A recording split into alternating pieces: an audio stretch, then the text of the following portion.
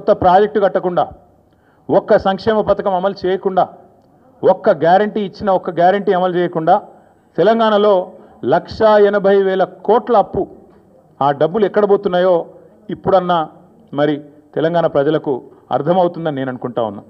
గత సంవత్సరన్నర కాలంగా తెలంగాణ ప్రజల సంపదను దోచి తెలంగాణను ఏటీఎంగా మార్చి ఢిల్లీ బాసులకు దోచి పెట్టడానికే అటు ఢిల్లీ బాసులు అంటే ఇద్దరున్నారు పాపం బాసులు ఆయన బాధ వర్ణనాతీతం.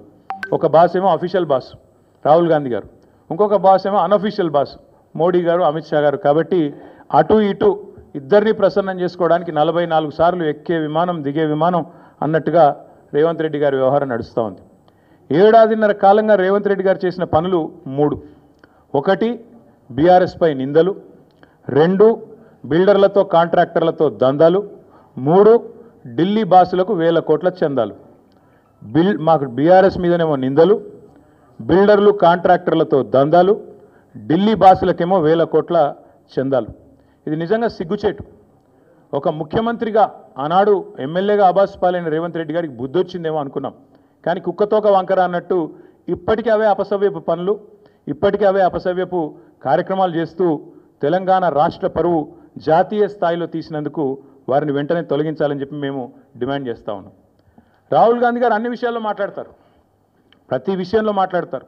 పాకిస్తాన్ గురించి మాట్లాడతారు, బంగ్లాదేశ్ గురించి మాట్లాడతారు, ఇంకేదో మాట్లాడతారు.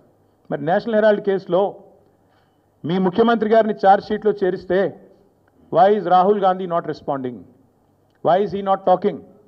Why is mister Rahul Gandhi silent on this issue? Please respond.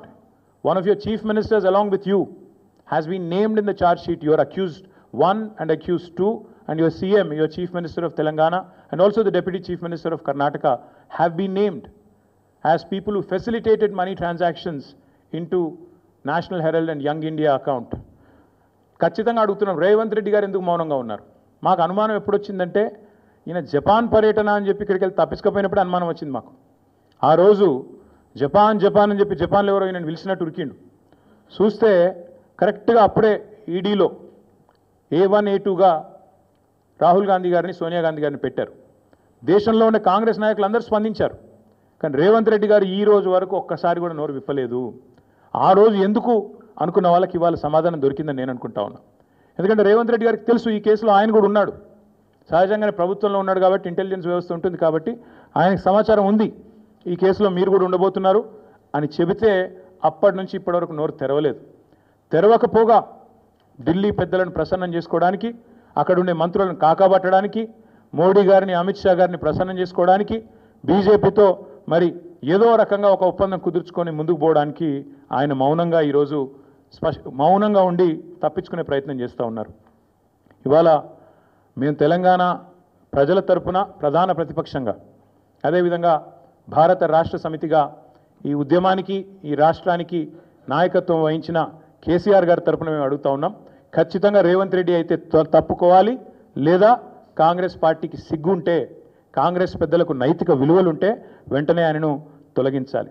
Yediyurappa గారు రాజీనామా చేశారు. అప్పుడు యడ్యూరప్ప ఆనాడు ఆరోపణలు వస్తే హౌసింగ్ స్కామ్లో he quit, he stepped aside so that fair investigation could go on. అట్లాగే చాలామంది కేంద్ర మంత్రులు కూడా రాజీనామాలు చేశారు గతంలో. అట్లాగే ముఖ్యమంత్రి గారు కూడా రాజీనామా చేయాలని చెప్పి కూడా మేము డిమాండ్ చేస్తూ ఉన్నాం. రాహుల్ గాంధీ గారు తెల్లారలేస్తే ఆ కాన్స్టిట్యూషన్ బుక్ పట్టుకొని తిరుగుతూ ఉంటారు. న్యాయయాత్ర అంటాడు, యాత్రలు సంవిధాన్ కో బచావ్ అంటాడు. మరి సంవిధాన్ కో బచావ్ అనే Rahul Gandhi, why are you mum? Why are you silent? Why are you not responding to this issue and why you ensuring that a corrupt chief minister continues in office? Congress గురించి మేము ఎన్నోసార్లు చెప్పాం, మళ్ళీ కూడా చెప్తున్నాం. కాంగ్రెస్ డిఎన్ఏలోనే కరప్షన్ ఉంది. కాంగ్రెస్ అంటేనే కరప్షన్, ఇది అందరికీ తెలుసు. అట్లాగే మరి ఈరోజు ఈ కుంభకోణం మీద విచిత్రంగా మాకు కూడా చాలా ఆశ్చర్యంగా అనిపిస్తూ ఉంది. దేశమందరూ మాట్లాడుతున్నారు. కర్ణాటకలోనైతే డీకే శివకుమార్ గారిని తొలగించాలని కర్ణాటక బీజేపీ వాళ్ళు విరుచుకుపడుతున్నారు. కానీ తెలంగాణ బీజేపీ వాడు మాత్రం ఎవడు మాట్లాడట్లేదు. తెలంగాణ బీజేపీ వాళ్ళు మాత్రం మౌన మునుల మాదిరిగా ఎక్కడ ఒక్కరు కూడా మాట్లాడట్లేదు. ఏం జరుగుతున్నదని మేము అడుగుతా ఉన్నాం. తెలంగాణలో ఇంత అపురూపమైన సంబంధాలు